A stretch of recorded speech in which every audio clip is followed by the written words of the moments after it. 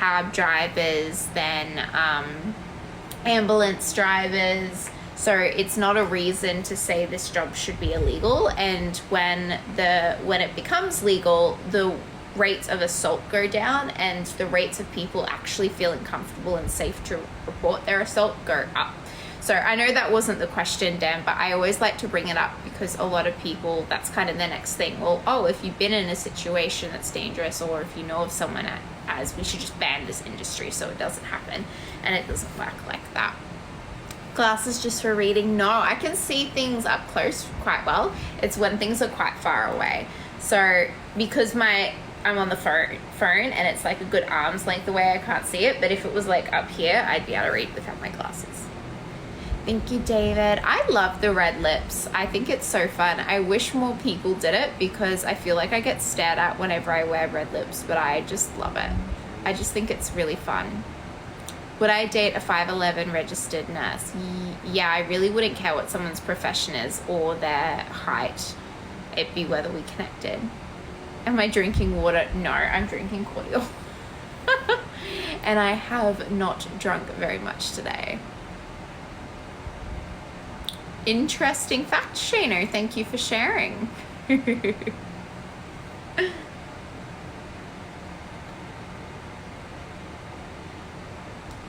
Imagine having a blind deaf client. How difficult would that be? So I've never had a client like that. And right now I probably wouldn't accept a client like that, mostly because I don't have the skills necessary. It's not that I wouldn't want to see them, it's that I don't think that I can safely see them, because there is the issue of ongoing consent, because they might be able to find a way, like by, say, writing something down. Oh, I guess there are ways to go around it.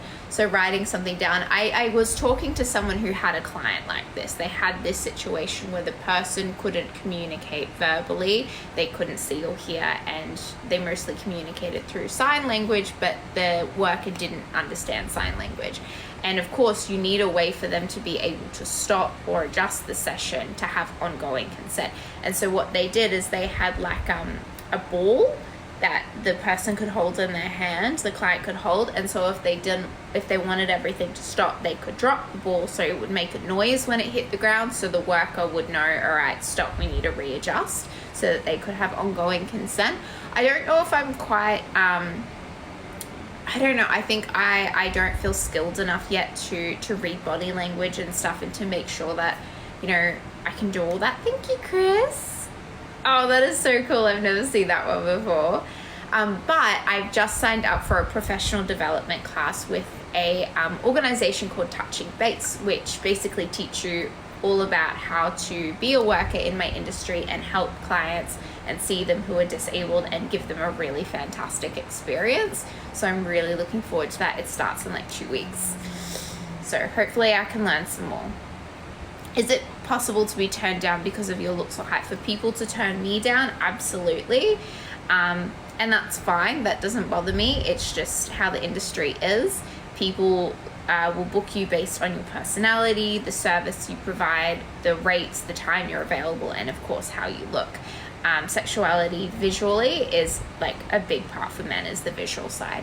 Thank you so much for the roses. But would I turn someone down because of their looks or height? No, I do not care what someone looks like in the slightest. People come in all different shapes and sizes and colors, and we're all beautiful. You know, our differences is what makes us unique. Thank you so much. So yeah, I don't care. The only thing that matters to me is hygiene and them being like respectful. 36C, I am an E. I'm a 10E Australian. Yeah.